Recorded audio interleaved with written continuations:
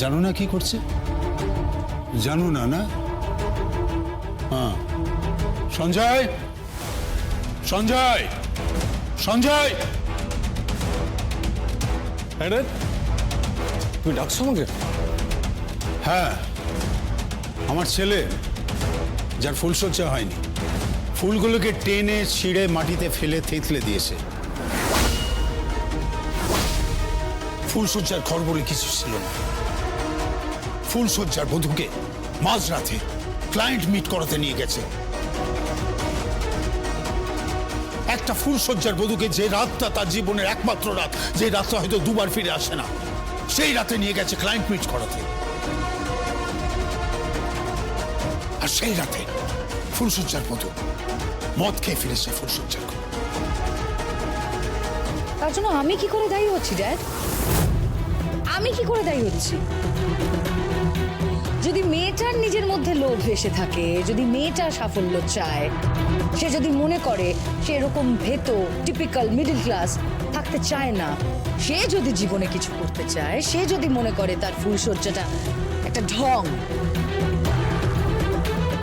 একটা ঘ্যান ঘ্যানে প্যান প্যানে ব্যাপার, নাথিং মোর দ্যান দ্যাট, এটা যদি সেই মনে করে ড্যাড, সে যদি মনে করে একটা ঘ্যান ঘ্যানে প্রেম করে কোনো লাভ নেই তার জীবনে, সে যদি আকাশচুম্বী সাফল্য অর্জন করতে চায়, তাতে আমার কি করার আছে ড্যাড? দোষটা আমার কোথায়? দোষটা আমার কেন? দোষটা আপনার, দোষটা আপনার, দোষটা আপনার, দোষটা আপনার।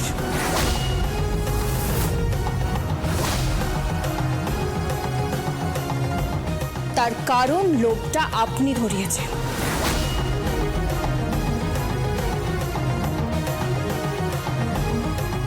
দোষটা আপনার, আপনি পাগলকে সাঁকো দেখিয়েছেন।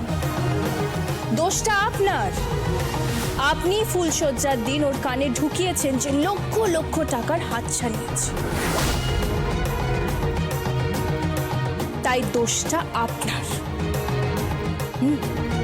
ওকে বিপথে নিয়ে যাওয়ার সমস্ত দায়িত্ব সারাটা জীবন আপনাকে বইতে হবে।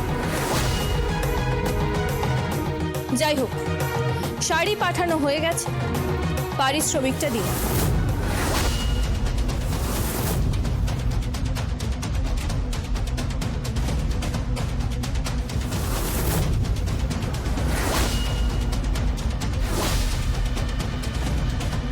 পারিশ্রমিক? হ্যাঁ, পারিশ্রমিকটা দিন। বেশ, যাও, চলে যাও অফিসে। অফিসে গিয়ে বিলটা জমা করে দাও। কিসের বিল? আমরা মজুর, আমরা কোনো বিল টিল দিই না। তাছাড়া সমস্ত শাড়ি বানিয়ে দেওয়া হয়েছে, বিল কিসের? আমি সেই টাকাটাই চাইতে এসেছি, হকের টাকা। ও টাকা দেওয়ার মতলবে নেই। ও তোদের টাকাটা মেরে দিতে চাইছে। ও তোদের যন্ত্রণা দিতে চাইছে, তোদের উনুনে যাতে হাঁড়ি না চড়ে সেই ব্যবস্থা করতে চাইছে। ও তোদের ধ্বংস করে দিতে চাইছে। ও তোকে আর তোর মাকে শেষ করে দিতে চাইছে। ভুল করছো ড্যাড, মাকে নয়, মাকে নয়। আমার তো একটাই টার্গেট, 16।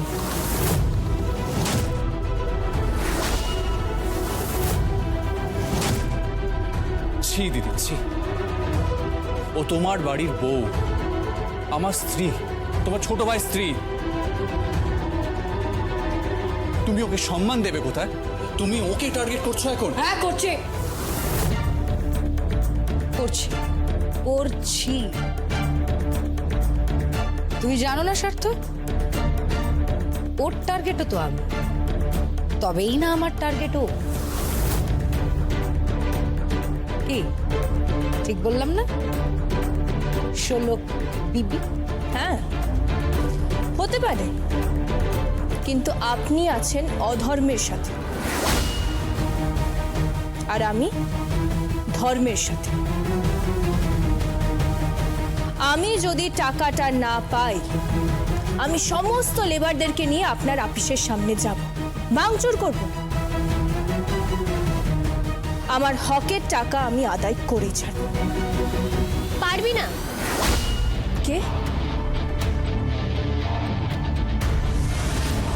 পারবি না।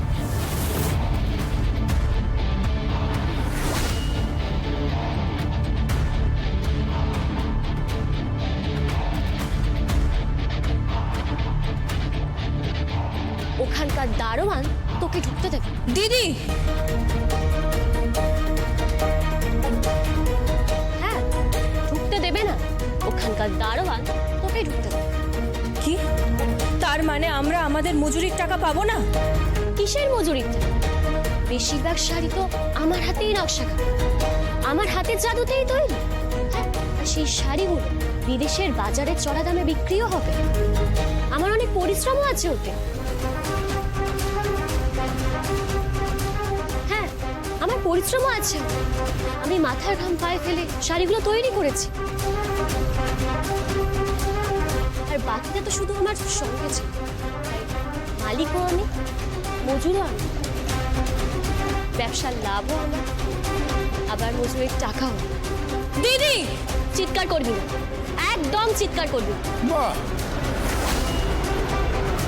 চমৎকার চমৎকার চমৎকার, বাহ। এই তো ওহি আর নকুল বানিয়ে ফেলছো। আর চিন্তা কি? আর তো কোনো চিন্তা নেই। যাও, এবার তুমি পার্টি করো। দুই বোনকে দুই মেরুতে বসিয়ে দিতে পেরেছো। আর এটাই তো তুমি চেয়েছিলে, তাই না? আমি চাই, শাড়ি চেয়েছি। আসলে কি বলতো আদিত্য, শাড়ির সাকসেস দেখে শোলকের হিংসে হচ্ছে। কারণ শোলক এটা বুঝে গেছে শাড়ি যেখানে পৌঁছেছে, শোলক হাজার চেষ্টা করেও কখনো সেখানে পৌঁছতে পারবে না। আর তুমি জানো শাড়ি আজকে সেখানে কেন পৌঁছেছে? কারণ শাড়ি এটা আবার বুঝে গেছে যে সংসারের চাবি নিয়ে রান্না করে পুজো করে সংসার গুছিয়ে পুরো লাইফটা কাটিয়ে দেওয়া যাবে না। এটা পুরো লাইফ নয়। শাড়ি সেটা বুঝেছে, তাই জন্য উল্কার গতিতে সাকসেসের চূড়ায় উঠতে চাইছে। এটাই পার্থক্য। অবশ্য আদিত্যরাজ মুখার্জি, আপনি এগুলো বুঝবেন। আসলে কি বলুন তো, যাদের 2 পয়সা রোজগার করার মুরুদ নেই তারাই সাকসেসের ব্যাপারটা খুব একটা বোঝেন। আর আপনি তো গড়পড়, অ্যাভারেজ।